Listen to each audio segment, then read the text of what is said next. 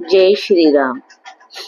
आज हम आपको लेके जा रहे हैं माँ सती अनसुईया जी के आश्रम, जो चित्रकूट रामघाट से 12 किलोमीटर दूर है।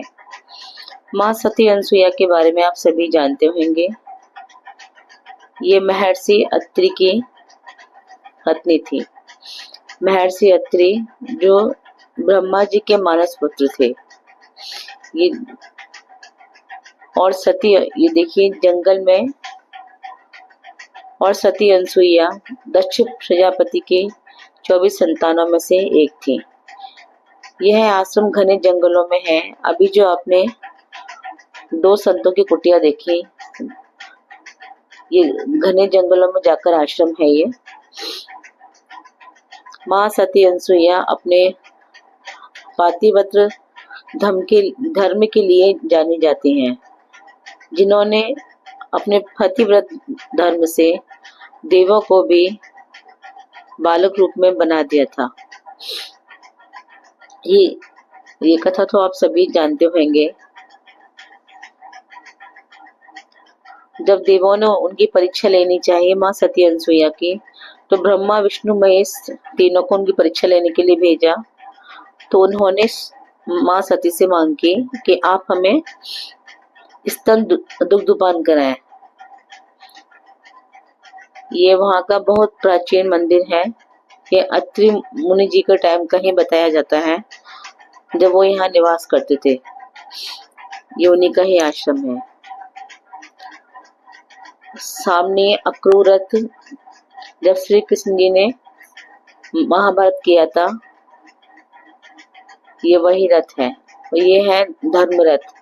जब श्री रामचंद्र जी ने रावण से युद्ध किया था, तो ब्रह्मा जी ने उनको ये रथ दिया था।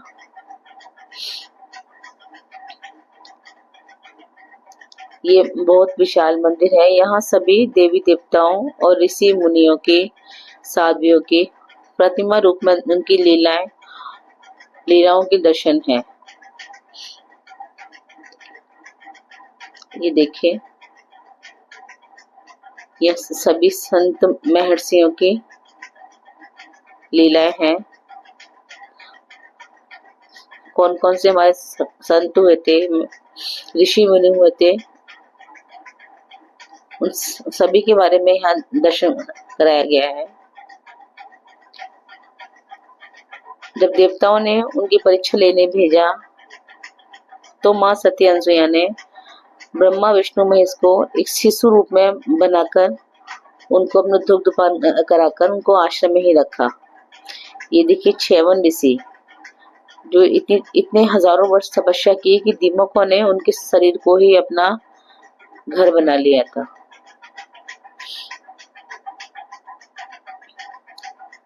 ये देखिए, इसी स्थान पर माँ सती अनसुईया ने, जब सीता जी और रामचंद्र जी वनवास में आए थे, तो माँ सीता को दिव्य आभूषण और वस्त्र दिए थे, जिनकी कांति चमक कभी खत्म नहीं होती। यहीं पर माँ सती अनसुईया के तपोबल से माँ मंदाकिनी प्रकट हुई थी।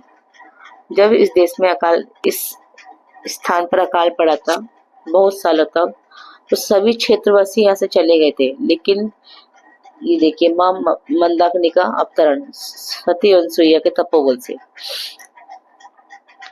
तो ऋषि अत्रि ने यहाँ से नहीं गए और यहीं समाधि लगा के तपस्या की।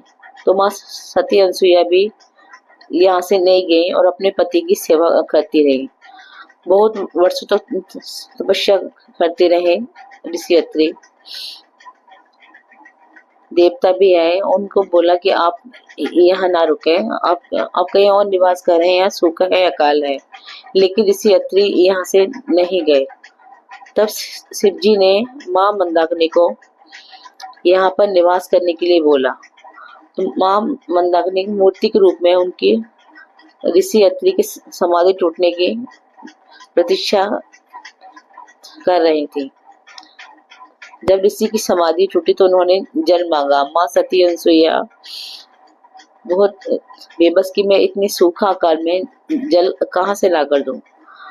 तब वो गए तो उन्होंने देखा एक मूर्ति रूप में कोई खड़ा हुआ, तो उन्होंने पूछा, हे देवी आप कौन हो? तो उन्होंने कहा कि मैं गंगा हूँ।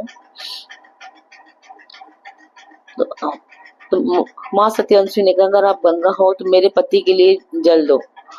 तब माँ मंदाकिनी जल के रूप में प्रवाहित होकर उनको जल दिया। जब सती अनसुईया ने अपने स्वामी महर्षि अत्रि को बताया तो उन्होंने प्रार्थना की कि आप यहीं हमेशा के लिए इस स्थान पर रुक जाओ, यहाँ सूखा है, अकाल है। तो माँ गंगा ने जो मंदाकिनी के रूप में आई थी, यही अपना निवास किया, जो आज भी मंदाकिनी के रूप में निरंतर बह रही हैं। माँ सती अनसुईया के तपोबल से मंदाकिनी माँ यहाँ प्रकट हुई, उनको आशीर्वाद दिया और निरंतर बह रही है। देखो यहाँ सभी देवों की, महर्षियों की, ऋषियों की लीलाओं के दर्शन हैं। बहुत ही सुंदर दर्शन है यहाँ पर, सभी के बारे में बताया गया है।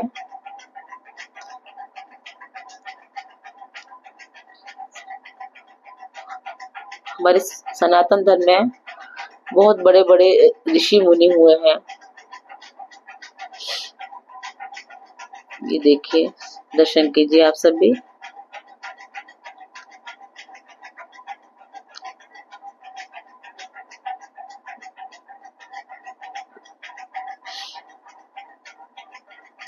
जय मां सती अनसुईया।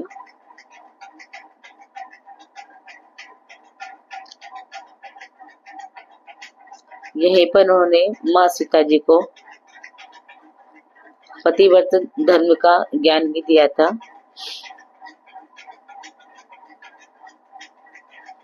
ये बहुत सुंदर आश्रम है, बहुत भव्य विशाल बना हुआ है आश्रम, और मंदाकिनी के किनारे ही है, इसके बराबर में भी मंदाकिनी बह रही है। ये देखिए, दत्तात्रेय जब तीनों देव बालक रूप में हो गए थे तो तीनों देवियां माँ सती अनसुईया जी की प्रार्थना की और उनको अपने पूर्ण रूप में आने के लिए उनसे प्रार्थना की।